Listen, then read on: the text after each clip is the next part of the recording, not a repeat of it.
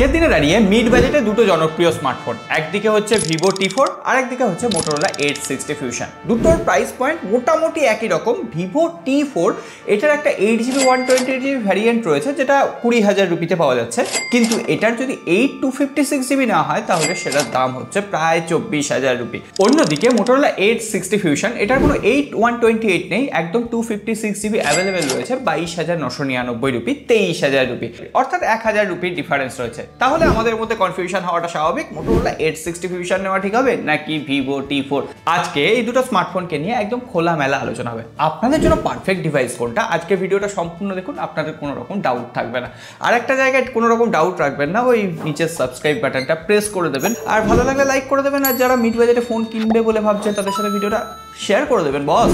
যাই হোক, প্রথমে যদি আমরা দুটো ফোনের বক্স কন্টেন্ট নিয়ে কথা বলি, দুটো ফোনের বক্সেই চার্জার রয়েছে, ডাটা কেবল রয়েছে, সিম ইজেক্টর পিন রয়েছে, কোনো রকম সমস্যা নেই। কিন্তু মোটোরোলা এবারে বক্সে কিন্তু কভার দেয়নি, আর এখানে ডিসপ্লেতে কোনো রকম প্রি অ্যাপ্লাইড স্ক্রিন প্রোটেক্টর নেই। অন্যদিকে ভিভো বক্সে একটা ট্রান্সপারেন্ট টিপিউ কেস দিয়েছে আর প্রি অ্যাপ্লাইড একটা স্ক্রিন প্রোটেক্টরও দিয়েছে।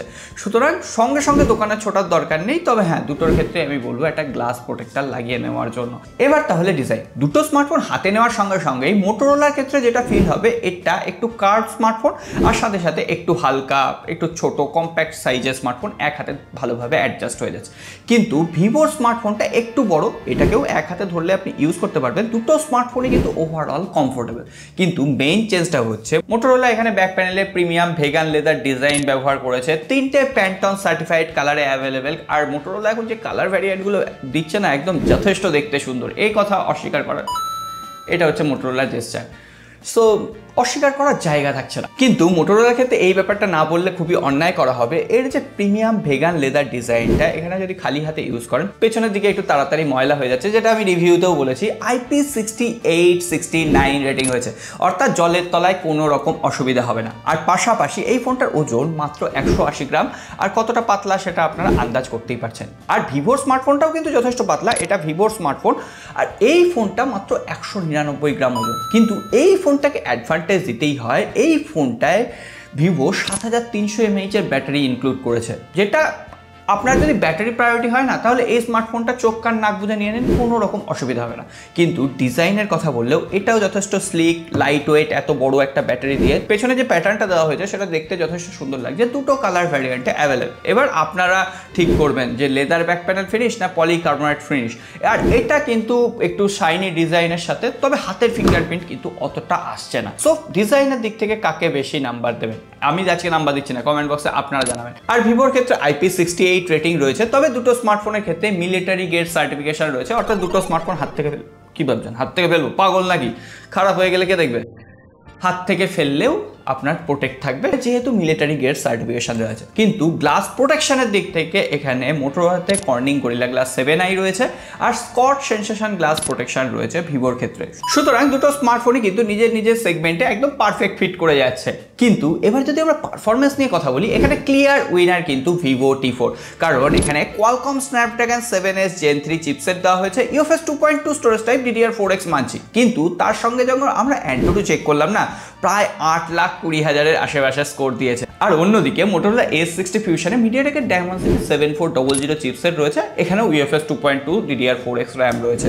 কিন্তু আশ্চর্য কথা হলো, এখানে যখন আমরা অ্যান্টুটু চেক করতে গেলাম না, তখন এখানে ওই 6 লাখের আশেপাশে স্কোর দিল। তো আমরা যদি একদম হার্ডকোর পারফরমেন্সের উপর নজর দিই, তাহলে এই প্রাইস সেগমেন্টে ভিভো T4 একদম ইনসেট। আমরা এখানে অ্যাপ্লিকেশন ওপেন করে দেখেছি, BGMI খেলে দেখেছি, 60 FPS-এ BGMI একদম স্মুথ রান করছে, কোথাও কোনো রকম ফ্রেম ড্রপ বা ল্যাগ পাইনি। অন্যদিকে মোটোরোলার প্রসেসরটা যেহেতু একটু উইক, আপনার নর্মাল অ্যাপ্লিকেশনগুলো চালাতে কোনো রকম অসুবিধা হবে না, এমনকি ইউআইও যথেষ্ট ফাস্ট স্মুথ রান করছে। তবে মোটোরোলার যে ক্যামেরা ইউআই ল্যাগটা না, সেটা এখনো কাটেনি। স্মুথ পারফরমেন্সের জন্য অলওয়েজ রেকমেন্ড থাকবে ভিভো T4। কিন্তু হ্যাঁ, সফটওয়্যারের ক্ষেত্রে মোটোরোলা একদম clear stock Android UI provide করছে, হ্যালো ইউআই, প্রয়োজনীয় সমস্ত ফিচার রয়েছে। গুগল ফটোসে আমরা যে সমস্ত এআই ফিচারগুলো পাই, ব্যাকগ্রাউন্ড ইরেজার থেকে শুরু করে ছবিটা একটু বুস্ট করা, সেইগুলো এখানে মোটোরোলার ফটোজ অ্যাপ্লিকেশনের ভেতরে রয়েছে। মোটোরোলার নিজস্ব কোনো গ্যালারি অ্যাপ্লিকেশন নেই। আর এখানে আমরা সিকিওর ফোল্ডার অ্যাড করতে পারবো, মানে ডুয়েল অ্যাপ্লিকেশন আপনি ইউজ করতে পারবেন। কল রেকর্ডিং করা যাচ্ছে অ্যানাউন্সমেন্ট ছাড়াই।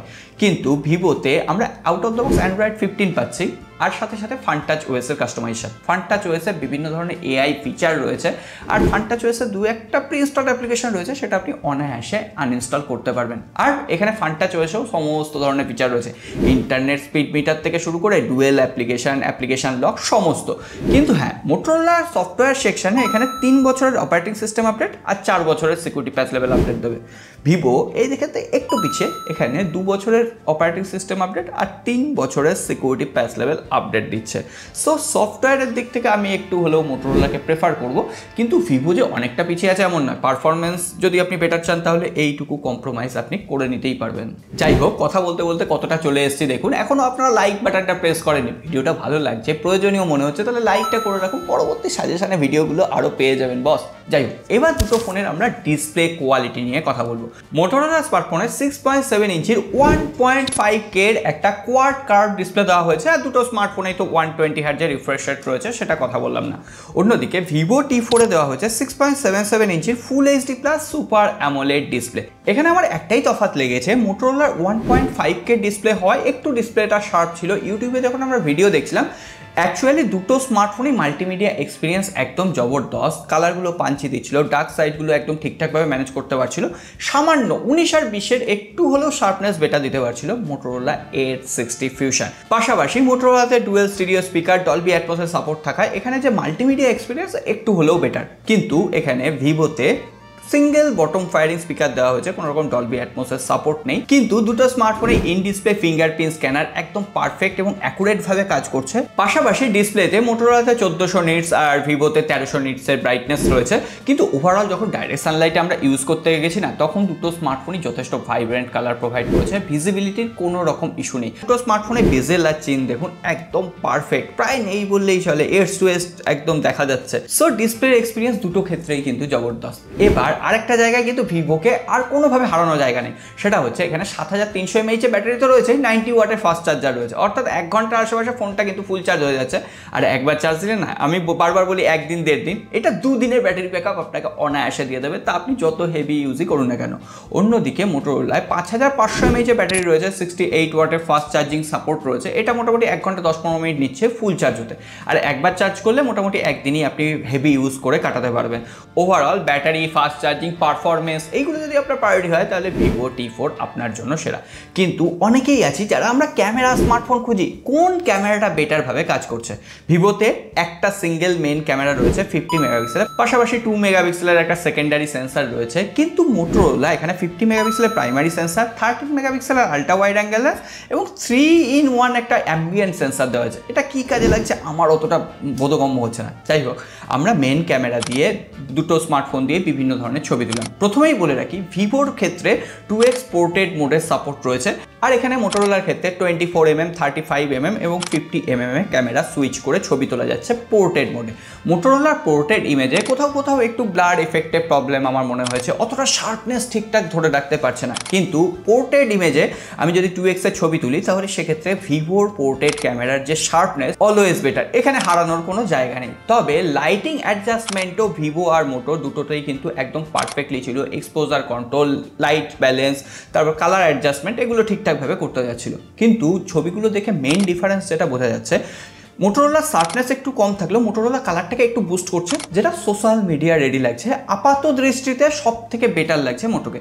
কিন্তু আপনি যদি ছবিটাকে একটু জুম করে দেখেন, একটু যদি মানে পারফেক্ট কালার চান, তাহলে ভিভো এখানে কিন্তু ন্যাচারাল টোন অনেকটাই বেশি প্রোভাইড করছে। ভিভোর ছবিগুলো দেখতে বেটার লাগছে, তবে শার্পনেস বেশি হয় না, জুম করে আপনি একটু ক্রপ করে নিলে ভিভো সেই দিক থেকে বেটার। আর ভিভোর ক্ষেত্রে আমি আরেকটা জিনিস লক্ষ্য করলাম, আপনি যতই ক্লোজ মোমেন্টে ছবি তুলুন না কেন, সেটা কিন্তু পারফেক্টলি ফোকাসে নিতে পারছে। মোটরোলার ক্ষেত্রে একটু ফোকাস ইস্যু হচ্ছে। আমি বিভিন্ন ধরনের ছবি বিভিন্ন লাইটিং কন্ডিশনে তুলেছি, আপনাদের সামনে দিয়ে দিলাম। এবার আপনারা বিচার করতে পারবেন কোন ক্যামেরাটা বেটার কাজ করছে। অবশ্যই ফিডব্যাক কমেন্ট বক্সে লিখে জানাবেন। যাই হোক, দুটো স্মার্টফোনে 32 মেগাপিক্সেলের সেলফি ক্যামেরা রয়েছে, আর আমার এক্ষেত্রে ন্যাচারাল টোন কিন্তু ভিভো বেশি প্রোভাইড করছে মনে হচ্ছে। শার্পনেসও ভিভোর ক্ষেত্রে বেটার ছিল। মোটরোলা ওভারঅল দারুণ কাজ করেছে, এই কথা অস্বীকার করার জায়গা নেই।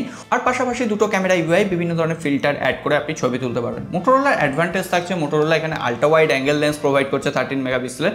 সো এইটাই ভিভো কিন্তু একটু মিস করে যাচ্ছে। দুটো স্মার্টফোনেই 4K 30 FPS এ ক্যামেরা দিয়ে শ্যুট করা যাচ্ছে, সেটা ফ্রন্ট এবং রেয়ার দুটো ক্যামেরা দিয়েই।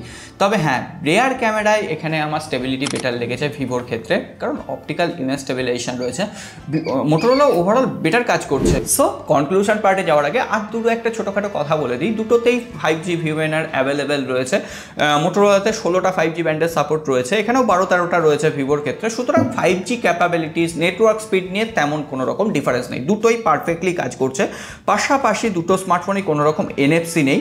তবে হ্যাঁ, এখানে মোটোরোলার ক্ষেত্রে হাইব্রিড সিম স্লট ব্যবহার করা হয়েছে, অর্থাৎ আপনি চাইলে একটা মাইক্রো SD কার্ড লাগাতে পারবেন। আর ভিভোর ক্ষেত্রে ডুয়েল সিম কার্ড স্লট, কোনো রকম মাইক্রো SD কার্ড স্লট আপনি লাগাতে পারবেন না। সো এই হচ্ছে আমাদের ভিভো T4, আর এটা হচ্ছে মোটোরোলা A860 ফিউশন। মোটামুটি এতক্ষণে ডাউট ক্লিয়ার হয়ে গেছে। আরেকবার বলে দিই, আপনি যদি একটু কম্প্যাক্ট ডিজাইনের প্রিমিয়াম দেখতে স্মার্টফোন চান, তাহলে এখানে Motorola best value for money provide করছে। এখানে যে ক্যামেরা UI, তারপরে মাল্টিমিডিয়া এক্সপিরিয়েন্স পারফেক্ট। অন্যদিকে আপনি যদি সেরা পারফরমেন্স সেন্ট্রিক একটা স্মার্টফোন চান, ব্যাটারি আপনার প্রায়োরিটি হয়, ফাস্ট চার্জিং প্রায়োরিটি হয়, ফোনটা দেখতে সুন্দর, তাহলে অবভিয়াসলি আপনার ভিভো T4 দিকে যাওয়া ছাড়া আর কোনো রকম উপায় নেই। এবার আপনারা বলুন, ভিভো T4 নাকি মোটোরোলা A860 ফিউশন? অবশ্যই কমেন্ট বক্সে লিখে জানান। আজকের কথা বলছি না, সকালে ভালো থাকবেন, সুস্থ থাকবেন, দেখা হবে আগামী পর্বে।